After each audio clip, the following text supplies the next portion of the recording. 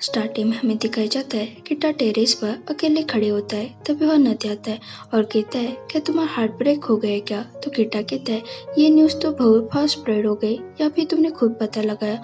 तो नदी कहता है मैंने बस तुम्हें देखा तभी मुझे पता चला। तो किटा कहता है जब वो होश में आया तो मुझे लगा था मेरे पास सेकंड चांस है, पर एंड में वही हुआ जो पहले हुआ था। तो नदी कहता है ऐसा नहीं है, एटलीस्ट तुमने सेकंड टाइम ट्राई तो किया जिससे तुम्हें पता तो चला कि अब तुम्हारा उसे लेकर कोई डाउट तो नहीं रहा। तो किटा कहता है हाँ, तो इसका मतलब ये हुआ कि अब मेरा हार्ट अवेलेबल है। तो क्या तुम मुझे डेट करना चाहते हो क्या। तो नती कहते हैं एक्चुअली अगर सच कहूँ तो मैं तुम्हें लाइक नहीं करता। तो किटा कहता है मुझे पहले से ही पता था। तो नती उसे सॉरी कहता है और बोलता है मैंने उस दिन इसलिए ऐसा किया क्योंकि मैं मेरी टीम को जितवाना चाहता था। तो किटा कहते हैं मैं ये पहले से ही जानता था, मैं बस देखना चाहता था कि तुम ये कब तक रिटर्न करते रहते हो। तो नती कहते हैं अगर तुम्हें पहले से ही पता था तो तुमने इसे छुपाया क्यों। तो किटा कहते हैं क्योंकि मुझे मजा आ रहा था और थैंक्स। तो नती कहते हैं तुम मुझे थैंक्स क्यों कह रहे हो, बल्कि मुझे तुम्हें थैंक्स कहना चाहिए। तो किटा कहते हैं तुमने ये ट्रूथ मुझे बताया इसलिए मैं तुम्हें थैंक्स कह रहा हूँ। तो नती कंफ्यूज होता है। तो किटा कहते हैं अभी फाइनली मैं रियलिटी में जी सकता हूँ।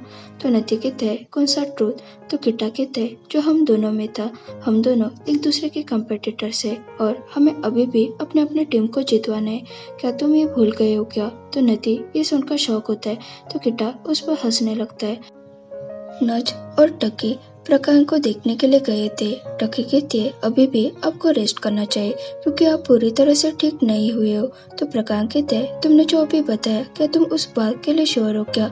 मैं अभी सुपर स्ट्रांग और हेल्दी हूँ और वो स्ट्रांग होने की एक्टिंग करता है पर उसे सांस लेने में तकलीफ होती है।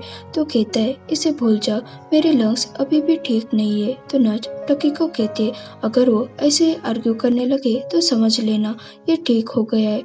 तो टकी कहती है अगर डॉक्टर मेहता इन्हें ट्रीटमेंट नहीं देते तो ये अभी जिंदा नहीं होते। तो प्रकाश शौक होकर कहता है क्या ये सच है। तो टकी कहती है हाँ, आपकी हालत बहुत ज्यादा क्रिटिकल थी, आप जिंदा भी नहीं होते अगर डॉक्टर मेहता ने आपको बचाया नहीं होता तो ये एक मिरेकल ही था। तो प्रकाश कहता है मेहता सच में डॉक्टर की दुनिया में एक मिरेकल ही है, मैं मानता हूँ कि मैं उसे कभी भी बीट नहीं कर सकता।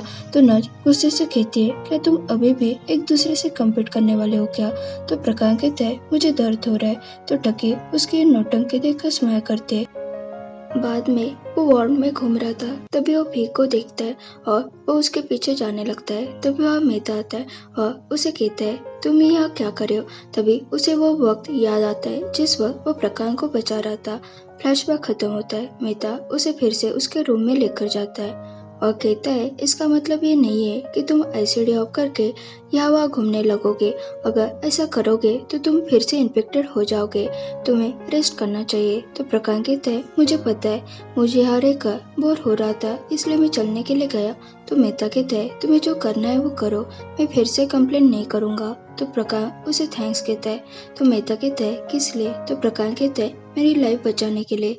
तो मेहता कहता है ये मेरा जॉब है। तो प्रकाश कहता है थैंक्स हमेशा मेरा फ्रेंड रहने के लिए और मेरा ब्रदर होने के लिए। मुझे याद नहीं है हमारी कब से फाइटिंग स्टार्ट हुई है और ये भी याद नहीं है कि हमने कब से एक दूसरे से अच्छे से बात करना बंद किया, शायद यूनिवर्सिटी से तुम इस हॉस्पिटल में काम करने लगे और मुझे जब इस हॉस्पिटल में मेन शेयर होल्डर मिले, मेरे डैड की डेथ हुई, उसके बाद से ही ये सब हुआ था। मुझे याद है उसके पहले हम कितने क्लोज थे। तो मेहता को भी ये सुनकर बुरा लगता है। तो प्रकाश कहता है तुमने हमेशा मेरे लिए बेस्ट ही किया है, तुम मेरे ब्रदर हो। तो मेहता कहता है क्या तुम कह रहे हो मैं गिव अप करूं। तो प्रकाश कहते नहीं, मुझे नहीं पता मैं जिंदा रहूंगा या फिर नहीं, मुझे कुछ भी फर्क नहीं पड़ता अब इस हॉस्पिटल का कौन न्यू चीफ बने, मैं बस चाहता हूँ मेरा ब्रदर मुझे वापस मिले। तो मेहता कहते हैं क्या तुम्हें इन्फेक्शन हुआ है क्या, इसलिए ऐसे नॉनसेंस बातें कर रहे हो, अभी तुम्हें रेस्ट करना चाहिए। और उसे उसका आईडी देकर वहाँ से जाने लगता है। प्रकाश उसे थैंक्स ब्रो कहता है। टकी और नज उन दोनों की बातें बाहर से सुन रही थी और वो दोनों खुश होती है। तभी मेहता बाहर आता है। मेहता उन दोनों को वहाँ देख लेता है। मेहता कहते हैं तुम लोग यहाँ क्या कर रहे हो। तो टकी कहते मुझे काम है और वो वहाँ से चली जाती है। तो मेहता नज की तरफ देखता है तो नज सब्जी चेंज करके कहती है, चलो सेलिब्रेट करने के लिए कुछ स्नैक्स खाते। तो मेहता कहते हैं, किस चीज़ का सेलिब्रेट? तो नर्स कहती है, मैं नहीं बताऊंगी, और उसका हाथ पकड़कर उसे वहां से लेकर जाते हैं। उन लोगों को खुश देखकर भी खुश होता है। बाद में वो टेरेस पर होता है, तभी वह प्रकाश आता है और भी को वहाँ देखकर वो खुश होता है। तभी वहाँ एक औरत कॉल पर बात करने के लिए आती है, तो भी गायब होता है। वो औरत अपने मॉम को ढूंढ रही थी। तो प्रकाश कहता है, वहाँ जो आंटी है वो आपकी मॉम है क्या? तो वो औरत अपने मॉम के पास जाती है और कहती है, आप ऐसा क्यों कर रहे हो? आप बार बार यहाँ वहाँ क्यों जाते हो? आपने कहा आप डॉक्टर से मिलने जा रहे हो, पर आपने मुझे झूठ बोला और ना ही आपने कोई भी मेडिसिन ली है। तो उसके मॉम कहते हैं, तुम कौन हो? तो उसके बेटी कहते, मॉम प्लीज़ फिर से स्टार्ट मत करो। मैं मॉर्निंग से आपको ढूंढ रही हूँ। इसके वजह से मैं काम पर नहीं गई हूँ और ना ही मैंने कुछ खाया है। मैं अब थक चुकी हूँ। तभी उसके मॉम को उसका नाम याद आता है। वो उसे जेब के कर बुलाते है। तो जेब कहती है, मॉम घर चलो। तभी वहाँ प्रकाश आता है और कहता है, इन्हें कब से मेमोरी लॉस और कंफ्यूजन हो रहा है। तो जेब कहती है, मॉम की ब्रेन ट्यूमर सर्जरी होने वाली थी, पर वो गायब हो गई थी और वो अब मिली है। पर आप ये क्यों पूछ रहे हो कि आप डॉक्टर हो? तो उसका हस्बैंड उसे कहता है, तुम शांत हो जाओ। तो प्रकाश कहता है, हाँ मैं डॉक्टर हूँ, मुझे लगता है आपको इनका सीटी स्कैन करना चाहिए। बाद में उस आंटी का सीटी स्कैन किया जाता है। नती कहता है, आपको सर्जरी करने की ज़रूरत है जिसे ट्यूमर रिमूव किया जा सके, पर इसमें बहुत ज़्यादा रिस्क है। तो जेब कहती है, अब हमें क्या करना चाहिए? तो प्रकाश कहता है, आप चिंता मत करो, हमारे पास स्पेशलिस्ट है। तो जेब रोने लगती है और कहती है, मैं सच में एक बुरी बेटी हूँ। मैं हमेशा उसे ब्लेम करती थी कि वो ऐसा जानबूझकर कर रही है। मुझे रियलाइज़ नहीं हुआ वो बीमार है। तो किटा कहता है, आप शांत हो जाओ। मुझे पता है ऐसे पेशेंट की केयर लेना कितना डिफिकल्ट है, पर आपको अब पता चल गया तो सब ठीक हो जाएगा।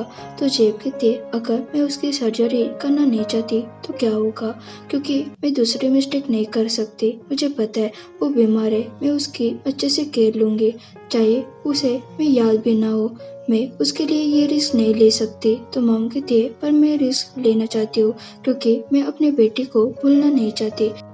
ये सुनकर जब रोने लगती है और मॉम को हक करती है। प्रकाश अपने रूम में होता है, तभी उसे बचपन की कुछ यादें याद आती है और वो कहता है, मुझे ऐसे क्यों लग रहा है जैसे मैं कुछ भूल रहा हूँ। तभी वह आना चाहती है और कहती है, तुम्हें अभी से केस भी मिलने लगे, तो क्या तुम फिर से डॉक्टर बनने के लिए रेडी हो क्या?